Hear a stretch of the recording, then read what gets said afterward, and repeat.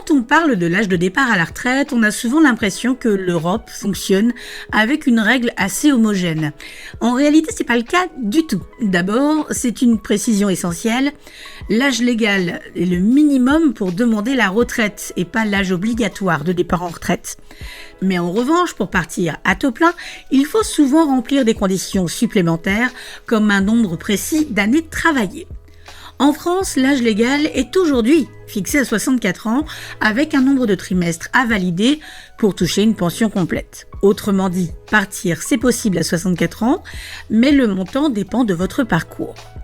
En Allemagne, l'âge légal est de 65 ans, avec une montée progressive vers 67 ans pour les générations futures. Ici, la règle est claire, plus on vit longtemps, plus on travaille longtemps.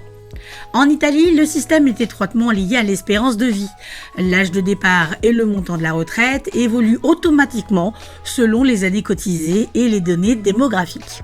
En Espagne, l'âge légal se situe entre 65 et 66 ans, selon le nombre d'années travaillées également, et les carrières longues permettent un départ plus précoce.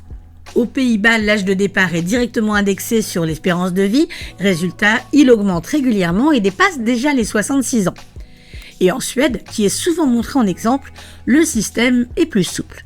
Vous pouvez partir plus tôt ou plus tard avec une pension ajustée en fonction de votre choix. Plus vous attendiez et plus vous avez une grosse retraite. En Pologne, l'âge légal est de 60 ans pour les femmes et 65 ans pour les hommes, même si ces différences sont régulièrement débattues. Et en Grèce, après plusieurs réformes, l'âge légal se situe entre 62 et 67 ans, selon bien sûr les années cotisées. Ce que montrent tous ces exemples, c'est une tendance commune, parce que les populations vieillissent, que les systèmes de retraite doivent s'adapter et que l'équilibre entre solidarité et financement devient un enjeu majeur partout en Europe. Il n'existe donc pas un âge unique de départ à la retraite en Europe, mais une multitude de règles et de modèles qui commencent à se ressembler.